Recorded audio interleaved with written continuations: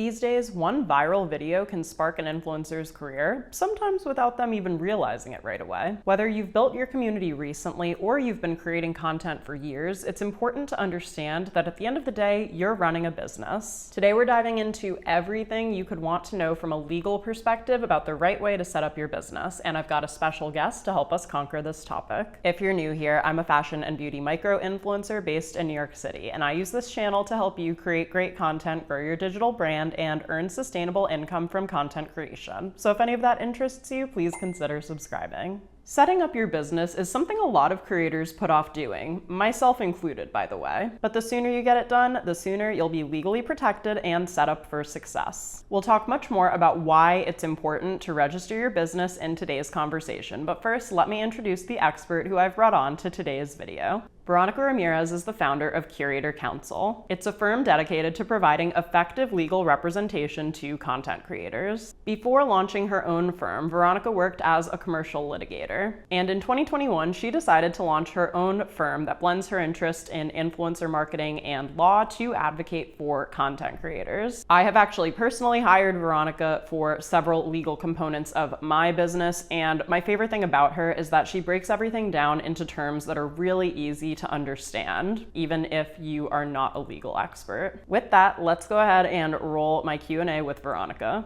All right, everyone. So I'm here with Veronica from Curator Counsel. We are so excited to have her here today to help answer some of your burning questions. So she's going to give a very quick disclaimer, and then we're going to get right into the questions. Thank you, everybody, for submitting some great questions. I do know that there are some of you who have had some specific questions, which would amount to legal advice. And that's not really the point of this interview, this chat that we're having here on YouTube. It really is about, providing just general informational, educational content. So if you do have questions that are specific to your situation, you want an answer about them, then please consult an attorney, and they'll be able to tell you a little bit about what you can do and what your options are. Sounds fair. Thank you so much for that. And let's jump right in with one of the most popular questions, really about getting started from the business side as a content creator, which is basically this big topic question of registering your business. So we're going to break it down into three parts. Firstly, why is it important to register your business? When should you register your business as an influencer? And also, how can you decide which type of formation is best for you? We've heard LLC, s-corp, all of those kinds of things. So let's start out with, why is it important to register your business if you're an influencer? Yeah, it's important to register because you really want to protect your exposure. And when I talk about exposure, and when attorneys talk about exposure, they're talking about their ability to be their assets, like their personal assets, from being able to be up for grabs in the event of a lawsuit.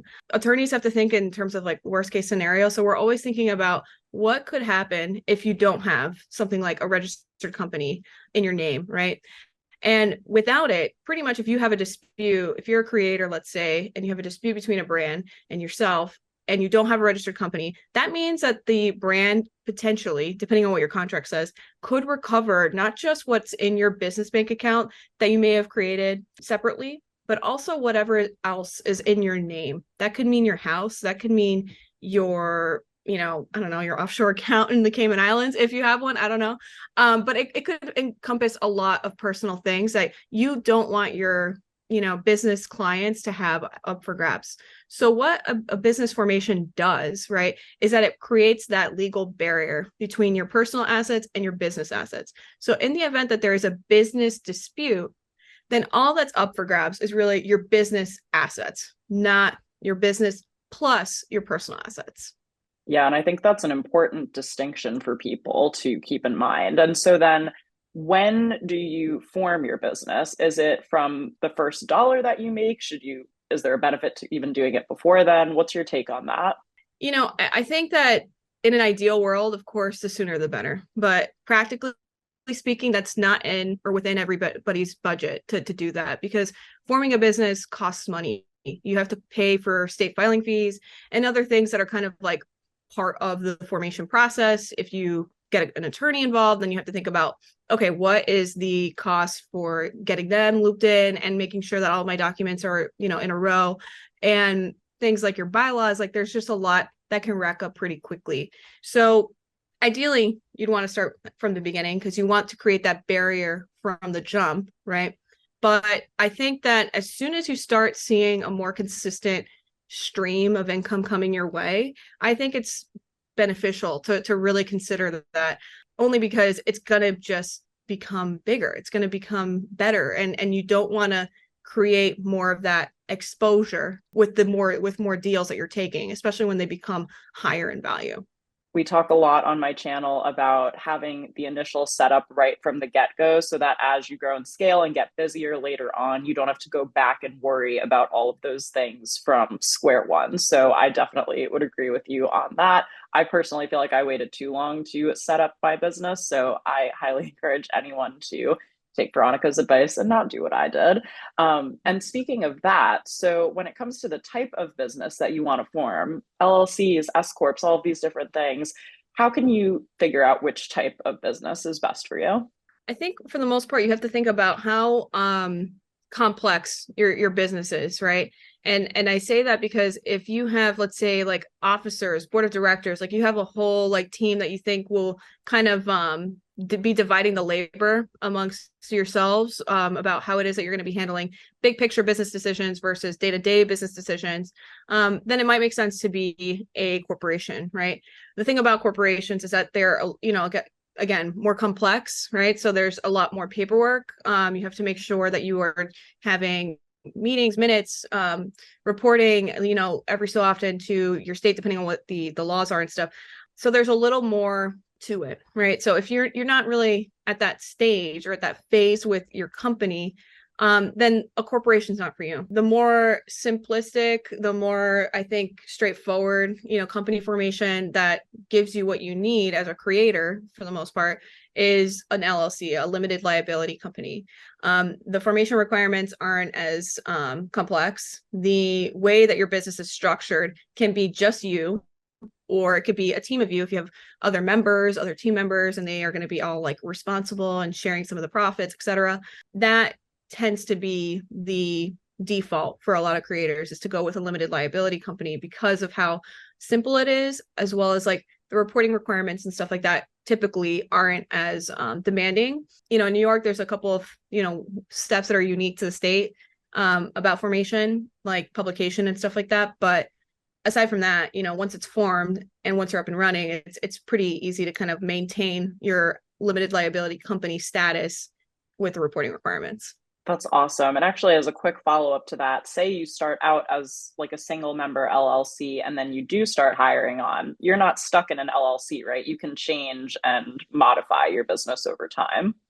Oh yeah. I mean, you can change the limited liability company from being a single member to multi-member if you wanted to. That's assuming that you want to split the profits and stuff like that. That might be something great for people that are like working with editors that they are like business partners at this point, because they are like just so tight with their editors that they're like, hey, we're getting a lot of money and profits from this, and kind of the understanding is we'll share the profits and all that stuff.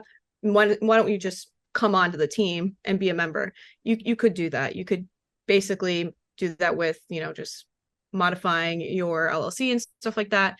Again, depending on your state, but it is possible. It's a little more flexible in the approach, in terms of like being able to change the way that your business looks.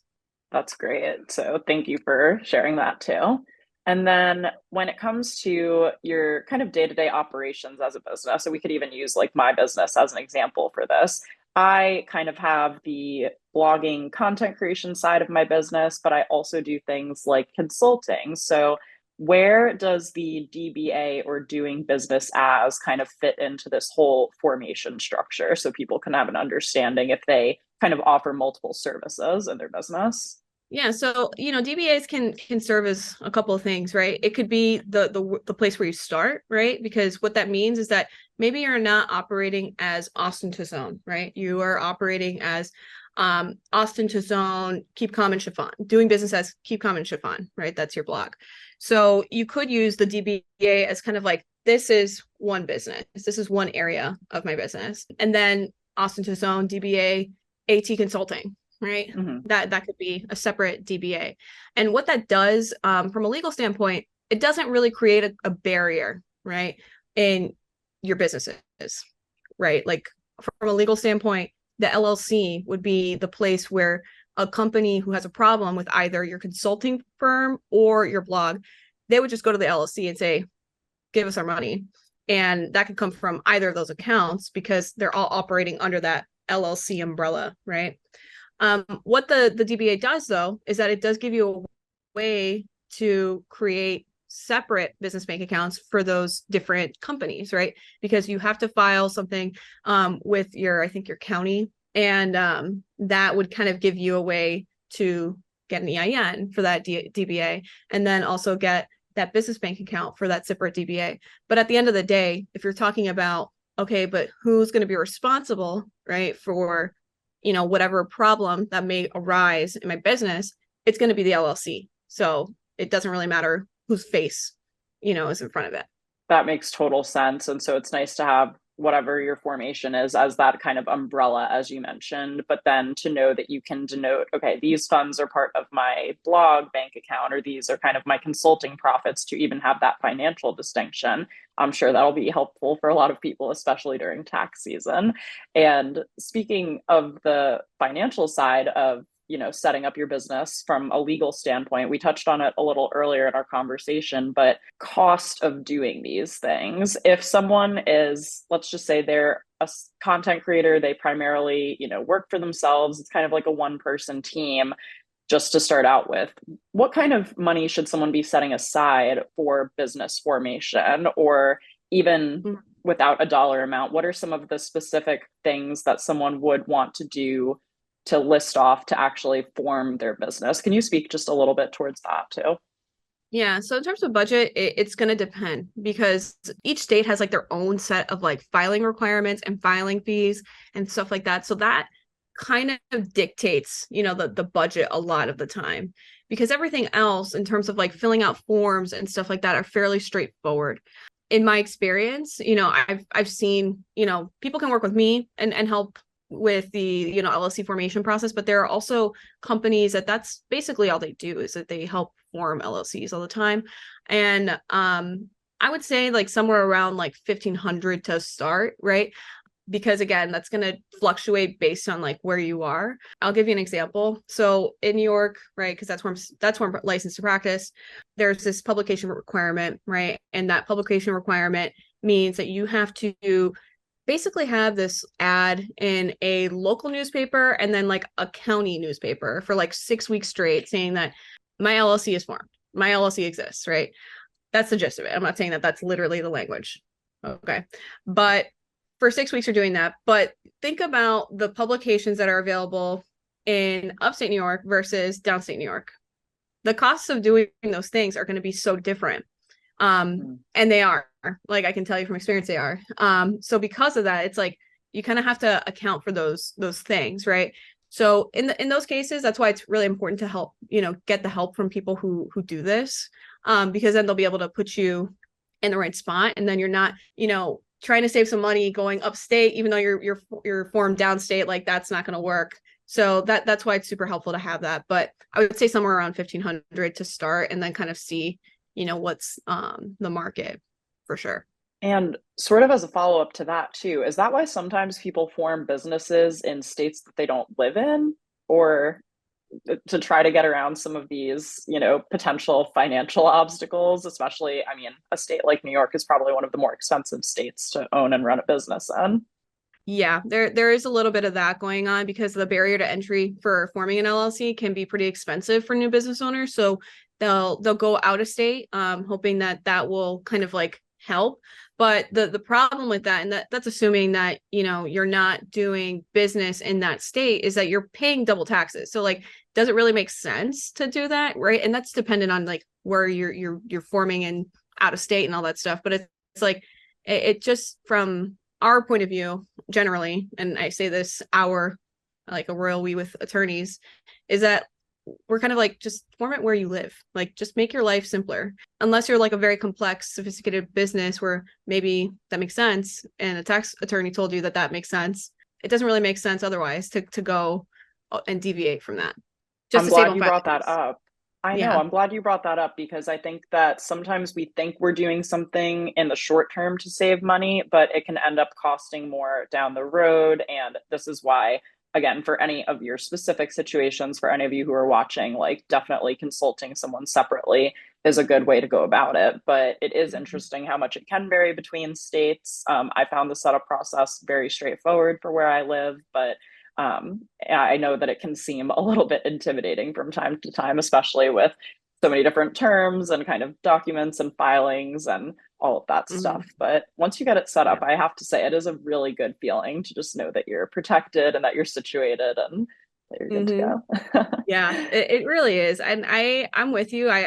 Was also a little delayed in my start too, because, you know, I was you. I was every creator, right? That starts, right? Like I couldn't afford to do that when I first started. I was like, I need to get business. I need to get clients. I need to like focus on, making sure that this is like a viable thing before I'm like investing in forming a business that may not exist in a year. I understand. I think, you know, as much as it pains me to not have that in place like from the jump, and it was also kind of hard to like fix it like after the fact, like kind of like change things, counts, all that fun stuff. It is so worth it once you get there, but I understand if you're not ready yet. It's okay. It happens. Yeah, and better late than never, honestly. Yeah. So let's move on and talk about really two terms that kind of kept coming up while I was looking for questions and sourcing questions from my audience, which I think people confuse them a lot. I think people kind of think they're the same thing. So let's talk about copyrights and trademarks. So, can you kind of help us define each of these terms and give us a sense of when you would use each one of them, or if one of them is even yours or not? Yeah. Oh yeah, there's a lot of confusion on that one. So when we're thinking about trademarks and we're thinking about copyrights, we're thinking about trademarks are your source identifier. So like what is it that distinguishes you from other people doing the same business as you? So we'll take you, for example, you have Keep Calm and Chiffon, and that is a blog that is unique to other blogs that exist online, right? So that would be something that would be worth protecting. Nowadays, if people aren't concerned about blogs, people are concerned about maybe their social media handles, maybe their course names, maybe their book names, maybe their podcast names. Like those are things that are source identifiers, things that distinguish them from like the rest of the market, right? So you would want to protect that, and you would want to do that through a trademark, a registered trademark, right? And that whole process is like about over a year to get to start to finish in the registration process. Then you have the assets that emanate from your brand, right? So you think about your blog posts, you think about your podcast episodes, you think about your videos that you create for YouTube, right? Those are things that are protectable under copyright. And like in a nutshell, a copyright is something that is a creative thing that is like in a fixed, tangible medium, right? So things that you create belong to you and you're a copyright holder. And the way that you would go about that is you would go to a different office, the copyright office, and register your copyright. And there are benefits there, but I'll just stop there so that we're not making it too complicated and long-winded. Yeah, for sure. So that is a helpful way to think about it, with the trademarks being something that you'll go register, something that's uniquely yours, like names of things, blog names, book names, course names, as you mentioned.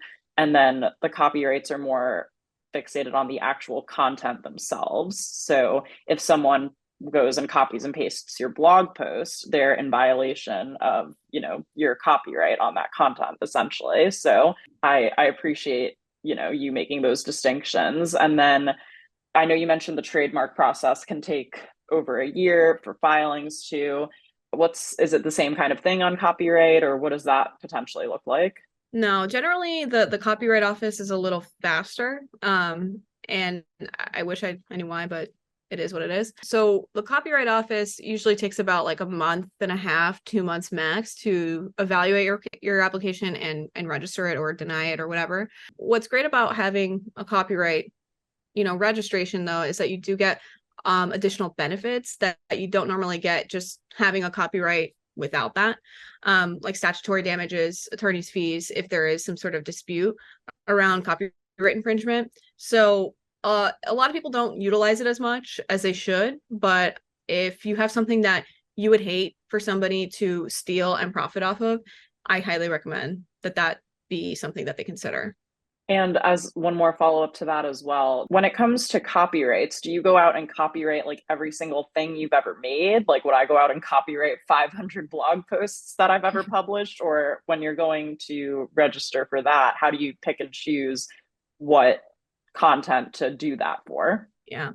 These days there's, you know, a couple of ways that you can attack it. You can be super proactive and try to, you know, secure every copyright as soon as you publish or even before you publish. Like there are ways to kind of do that and attack your filing strategy that way. But if you're churning out a lot of content, right? You're churning out like 3 to 5 videos a day or something like that, like it probably won't make sense to do that.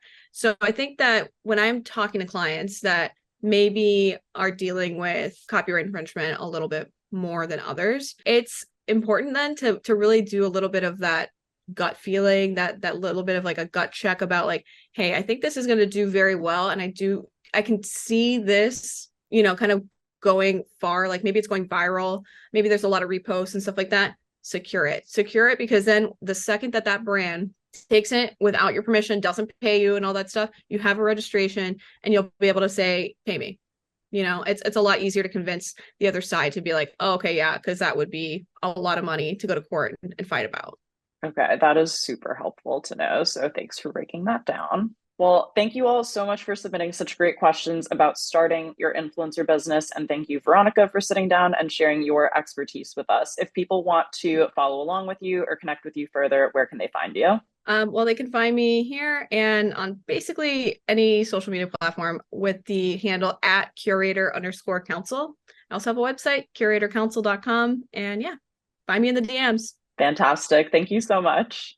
I hope you guys enjoyed today's chat with Veronica. I personally learned a lot, even having already registered my business. It makes me so glad to be able to bring experts onto my channel to share information with you all so we can make better informed decisions when it comes to our businesses. If you have any additional specific questions that we were not able to cover in today's video, feel free to reach out to Veronica. I will leave her contact info on the screen once again. Don't forget to check out my free guide, The Influencer Launchpad, if you are in the early stages of starting and scaling your influencer business. And if you enjoyed this video and want to watch another expert interview, be sure to check out the up next recommendation on the screen, where I interviewed a health insurance expert if you're considering making content creation your full-time career. Thanks for watching, and I'll see you in the next video.